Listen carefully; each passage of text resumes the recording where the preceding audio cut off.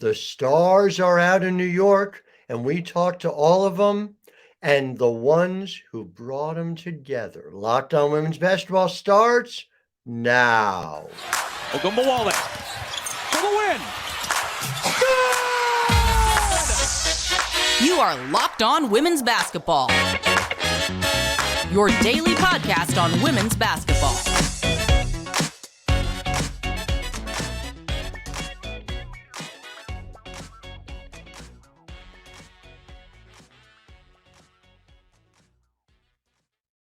Hello and welcome to Locked On Women's Basketball. I'm your host, Howard Megdal, thanking you for making us your first listen every day over on YouTube, wherever you get your podcast. Make sure you subscribe to get Women's Basketball Podcast 6 days a week, Locked On Women's Basketball. And it's not just me, of course. It is the incredible team over at thenexthoops.com. You can get your fix of over 100 reported pieces every month right into your mailbox. $9 a month, $72 a year normally, even less now, 27% off to commemorate the 27th WNBA season.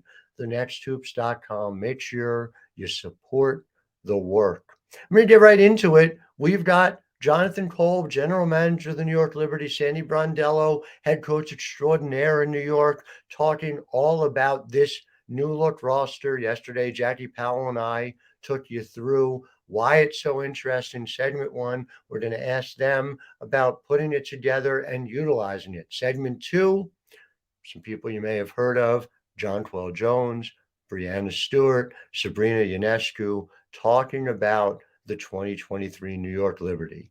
I'm Howard Megdal. This is Locked On Women's Basketball. You know, Sandy, now that you're in year two, I'm curious, what are some of the principles of this team culture that is carried over from year one, and sort of how have you seen it evolve early in year two? And then I do have one for Jonathan. Yeah. Look, I think for us, we're in the process of doing our culture meeting, and we had a really great one today, and I won't go too much depth into that, but when you build a culture, you build an environment, a culture by values that the players agree on, because it is ultimately they have to drive it, and then that's our environment. So then we live, eat, and breathe. That's easy for me to hold them all accountable, can't we? So yeah, they come up with it, but every team you have, there's a lot of you talk about teamwork, trust, accountability, their respect, all those things. They always come up, which is great, because that's how you just laying the foundations. We talked about that. We have to have a winning culture in place before we can do anything on court, because that helps to have the most success. So we're in the process of doing that. It's been fun. I think we've got our word, what we're going to live by this year, and excited to see how it grows. And we will face obstacles. You have the culture in place, because how do you act when those obstacles, we start losing some games, things are not going well? And that will happen. How do we handle that to make sure we stay on track? And but yeah, a lot of the principles are really the same. It's just a new group, and you allow them to speak them out loud. I appreciate that. And Jonathan, for you, when you were talking to season ticket holders on Saturday, you mentioned that sort of what you want to do is you want to try to, or with this season, you want to try to raise the profile of the league in a meaningful and mainstream way. So I'm just curious, besides winning a lot, what are the ways that you see this team doing that? I think we see it in this room right now. I mean, I was talking to Ohemo when you all walked in, and by the way, thank you for being here. But wow, there's a lot of media people here for our practice. This is awesome. And I think you're going to have the opportunity to cover the greatest players in the world in one spot. That's amazing. It's a great opportunity, but it's a great opportunity for fans of basketball that maybe haven't had the chance or really the opportunity to key in on our league.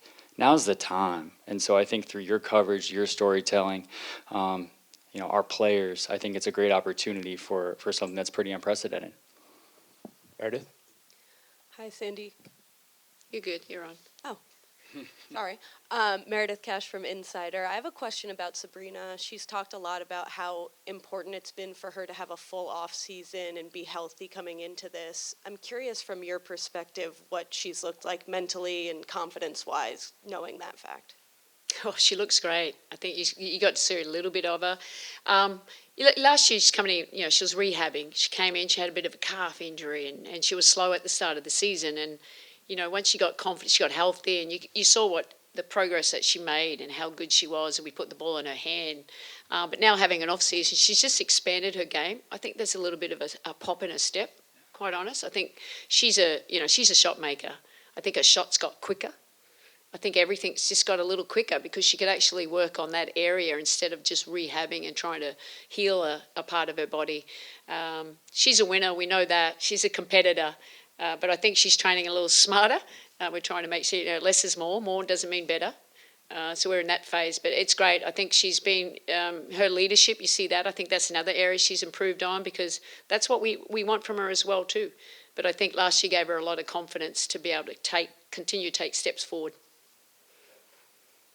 Thank you, Jonathan, Coach. Good to see you guys again. Jeff Maglicetti with All Knicks. My first question is for Jonathan. Seasons like these are why you hire a basketball mind, someone who's been with the games for years, like Sandy Brondello. So what gave you the confidence that she was the right person to lead this explosive, if not exciting, group forward? Yeah, I think you said it. It's the basketball mind, right? But it's more than that. It's who Sandy is as a person. It takes a real unique individual to be able to galvanize a group like this. It's a collection of players. I don't think that's been put together before. But the part of that is Sandy's been in a team environment similar to this, right? When you go back to the Phoenix days, and she's been very successful with that. And I think Sandy doesn't skip any steps. Every day truly does matter. Nothing is a formality. Every exercise, every activity, every practice plan it has a purpose, and our players know that, and they execute on that purpose. And so, no, I couldn't think of anyone better to do the job. Appreciate that. Thank you. And Coach, my next question is for you. Speaking of all the talent amassed on this team, you prepared for so many big games as an opponent against players like Vandersloot, like Jones, like Breanna Stewart. So now that you've had a week or two to have them on the floor, I'm sure you talked with them all season. How have they kind of embraced your system and what you're trying to build to lead this team to success? I can't say I've had him on the floor yet, so still working on that fun part. Can't wait for that to happen, but it was good to see Stewie, return to play today. She was on court just moving. They're sponges, like JJ, they're watching. They pick things up really quickly. I think we're going to be able to open the playbook up a little bit. You heard me, you probably didn't in my huddle, but, positionless basketball, because understanding how we can get the most out of each of them, and you need smart basketball players to do that. And that certainly helps. They communicate well with each other. They can, the terminology, the young ones are still learning to play the game, but these ones, hey, if you set a flare screen here, I'm going to do this and that, they can get it. You need really smart players to do that. So I'm excited just to get them healthy and continue to build. Like, hopefully that will be next week leading into our first game. Everyone can get on court because it does take time.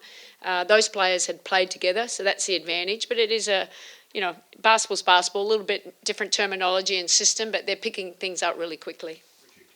Yeah. Howard?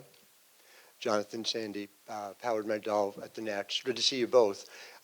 Just obviously with the offseason that you had, putting yourselves in a position to contend for a title, I wonder for each of you, with that comes expectations. Do you feel as if something short of a championship is going to be a successful season this year, or is that really where the line is for each of you?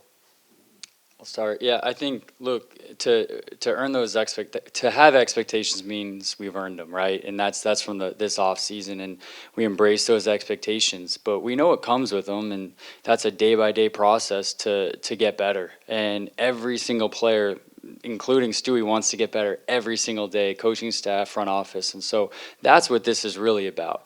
And then from that, I believe good things will follow. The success will come as long as we're being really detailed in our process. And so, yeah, look, I think at the end of the day, of course, our goal is to be the last team standing. And we believe that we've got a process in place to lead us in that direction. Yeah, look, we want to win. We know that. We want to win. We've got all these great players.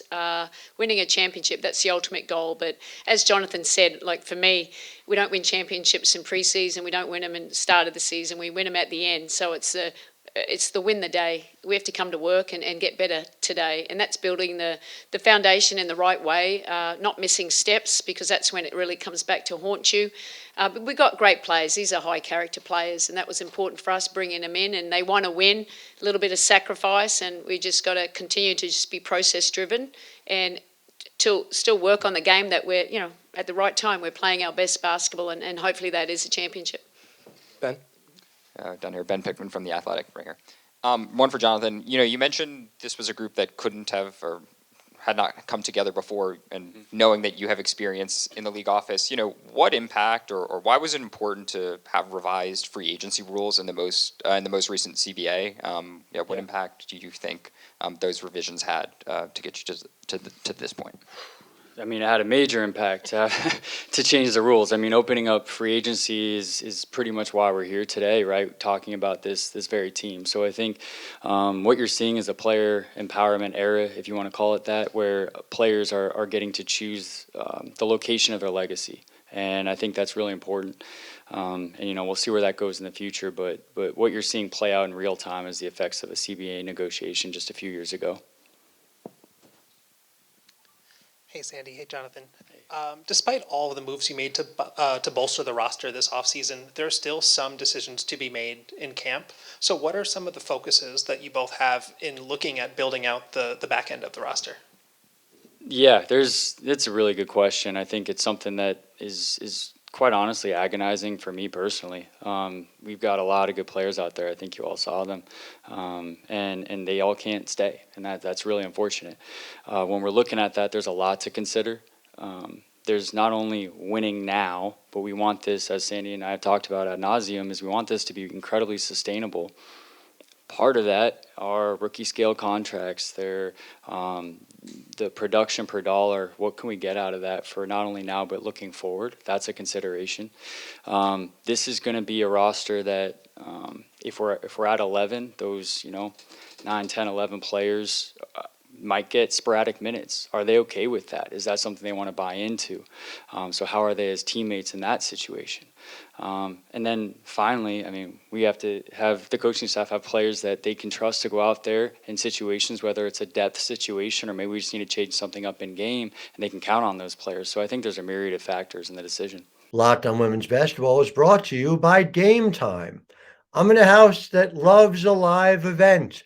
Sports, theater, music, you name it. So being able to go to the Game Time app and enjoy it, show it to my wife, to my children about what the options are.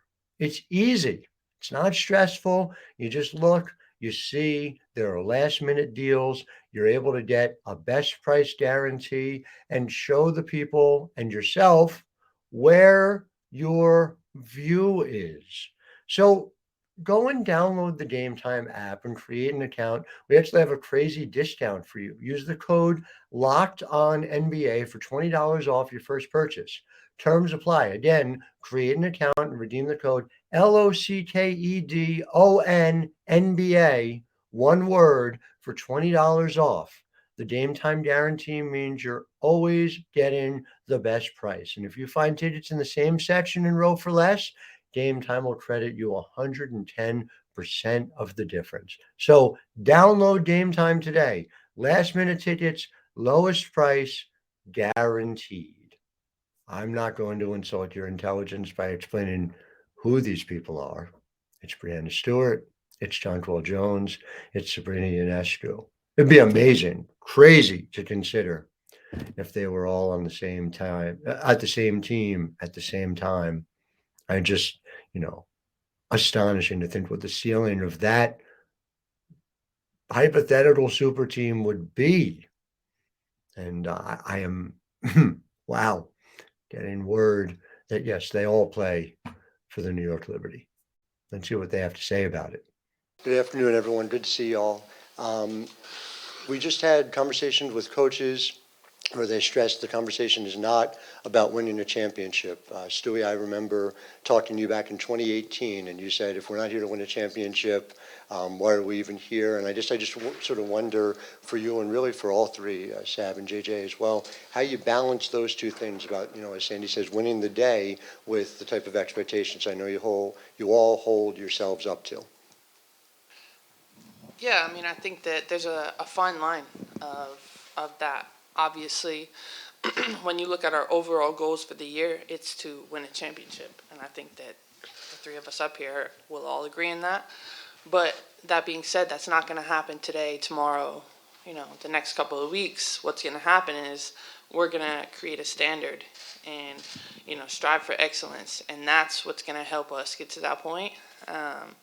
So I think, going off of what Sandy said, we are trying to win the day. We're trying to get better. We're trying to, learn to play with each other really, really quickly. And it's crazy that it's been, only a week of training camp, but in a little over a week and a half, we're starting. So we're just trying to get as ready as possible. And just off of that, Sabrina, for you, this is an off season where a lot of the conversation is about players coming in. We talked to Nigel a little bit about this, about what you guys have built. How proud are you of what you have built here that has made this a destination for, some of the best players in the world as well to be joining what you've built? Well, that's been the goal since I got drafted here, was the understanding of having the backing of front office and an organization that wants to bring a championship to New York City. And that's, like Stewie said, doesn't happen overnight. We started at the bottom and have now worked our way into being this desirable team that two former MVPs want to come be a part of and be a big part of in winning a championship. And so very thankful for, the commitment from the front office and the organization to be able to make that, make that come to life. And now it's our job to go out there and perform and build chemistry and do what we can in the pursuit of doing that. Ben? Hey, Ben Pickman from The Athletic down here. This one's for Stewie. You're on the WNBA board, so this is a big picture question. What impact do you think the latest CBA had on the revised free agency rules? What impact did that have on your decision, on the general scope of the league, and I guess playing it forward? What would you want to see change going forward? The new CBA had a lot to do with the player movement, especially this free agency, because we were able to kind of limit the core. A player can only get cored for 2 years, and then they can go to any other team that they want. They're officially a free agent. And I think that, that's the part where, in my first couple of years, I remember it was Crystal Langhorne, and she was the player that just kept getting cored. And even if she wanted to stay, it's like she didn't have an option. And now players are having those options to move freely and have an opinion and create a broader fan base in multiple cities. Meredith? Hi, Meredith Cash from Insider. Stewie, another big picture one for you. I know that you've spent a lot of your free agency process preaching about the need for change on charter flights. I'm curious, now that the league has made a little bit of a change going into this season, what your thoughts are. My thoughts are, A little bit of a change. well, I'll take the one charter. Yeah, a little bit of a change. But I would like for it to be a thing that continually grows. Yes, it's one charter, and then it's all of playoffs, I believe. But I think the whole thing behind it is, we want to get to the point in the WNBA where it's, our first response to a question is not a no. It's a yes, maybe, or yes, and really trying to figure that out to where we can have the freedom and flexibility to fly private, continue to make sure our bodies are rested and recovered, because we want to be great on the court. And sometimes these places we're going don't all have direct flights, or we don't all have great seats. So it's just a part of raising the needle, setting the standard. So, hopefully we'll have a little bit more than what we have now for next year.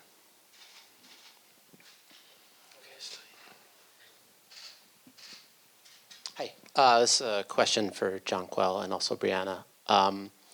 You both talked about New York being an attractive destination, not just for the basketball team that you were joining, but for the opportunities that would be available to you off the court. And I know it's early days, but I wanted to ask how those have materialized so far, maybe something specific about how that's come to life so far for you being in New York. I would say one of the ways that it's materialized was like our media day and stuff that we had to do yesterday. I mean, I feel like that was the longest day I've ever been in the gym for something like that.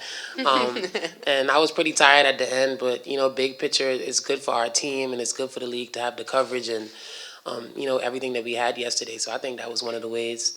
Just being around the city, I think I feel the energy of the people, wanting to get behind this team, being excited for the season.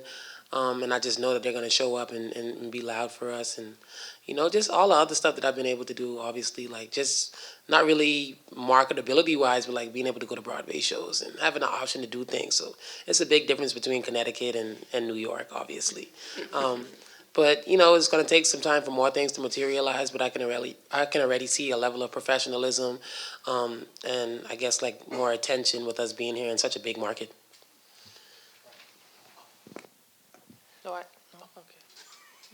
Hi, good afternoon. I'm Brian Florenton from Nets Daily and the Local W. Sabrina, your WNBA journey has been pretty interesting. In 2020, you dealt with the bubble. 21 and 22, you dealt with recovering from injuries and having to reestablish yourself on the fly.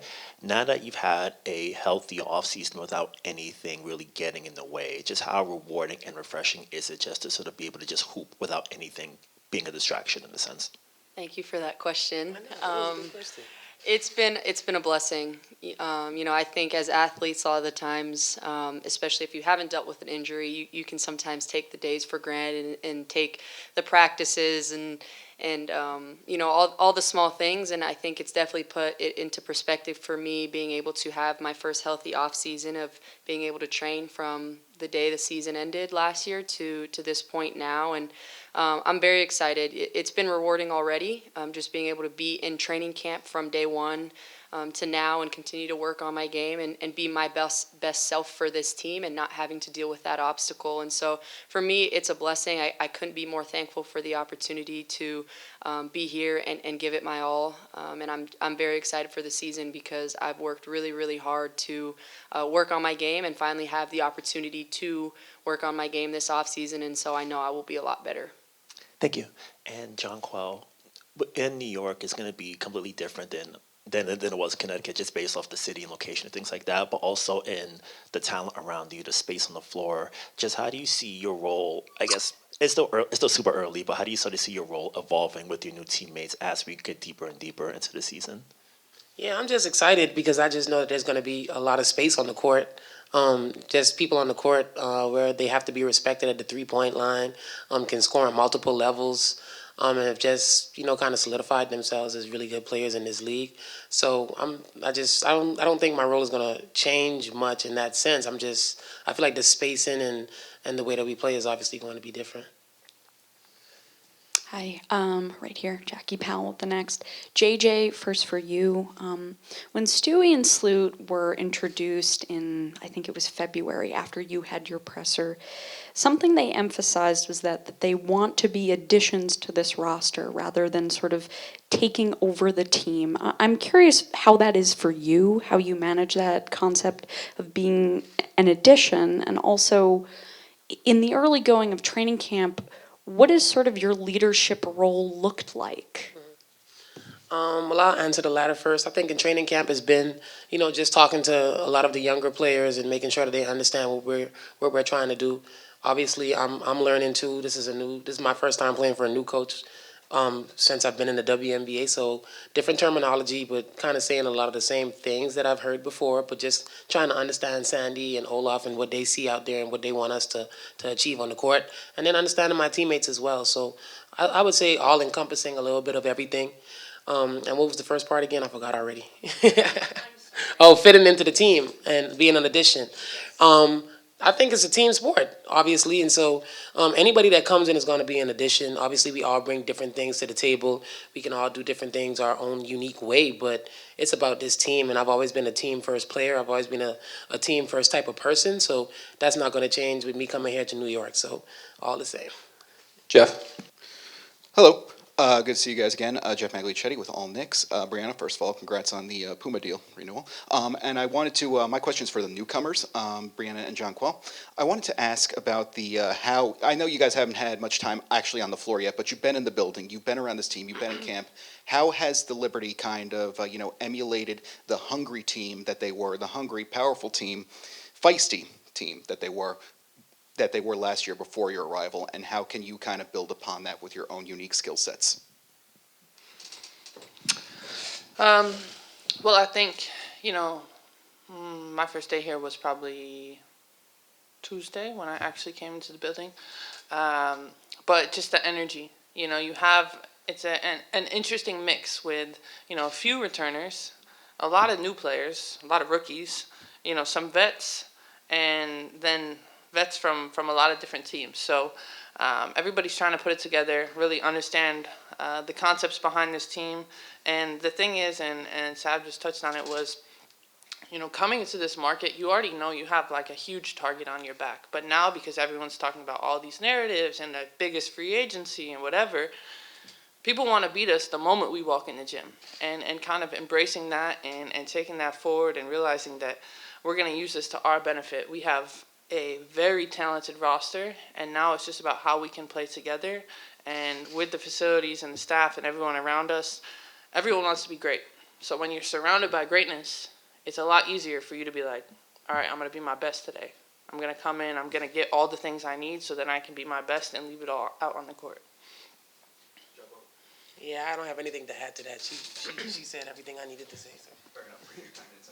We'll finish on Zoom with Oren. Sorry.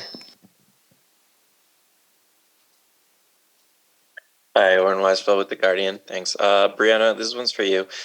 This franchise has made a lot of investments into like their performance team and facilities and amenities and stuff like that. And I'm wondering how important was that to you when you made your free agency decision, especially considering you're coming back from playing overseas? Yeah, very important. I think that, when as a free agent, when I was looking at New York, you realize that you have an amazing front office. Obviously, with the ownership, they want to make sure that, this team is getting everything that they need. And, you realize that the moment that you walk in and there's breakfast, and then there's treatment, and then there's the weight room, and then there's the court, and there's all these people around who are trying to help you. And the WNBA should have teams that have a one-stop shop. I shouldn't have to travel all over the place to get everything I need. And here in New York, you can get that right here. So to be able to come in and have that is amazing, because, what I just touched on before is I want to be my best, and I want to be able to do everything I can to get that, and that means the resources. And here we have all the resources.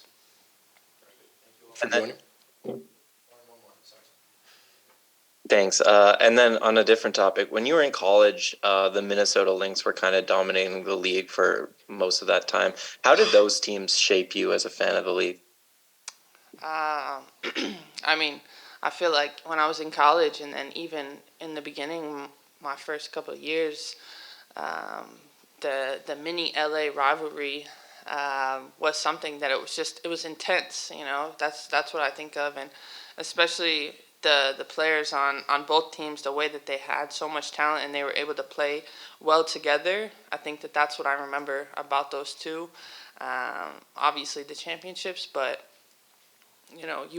when you're a basketball player, you want to play with other great players, and it's easy to do that when you have people that you can look to and trust to your right and left, and I think that's what we're trying to build here.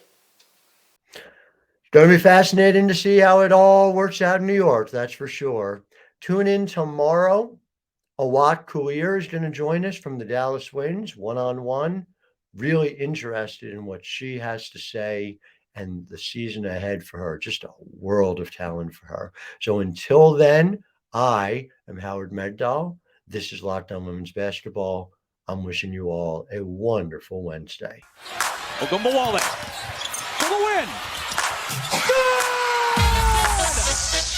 You are Locked On Women's Basketball, your daily podcast on women's basketball.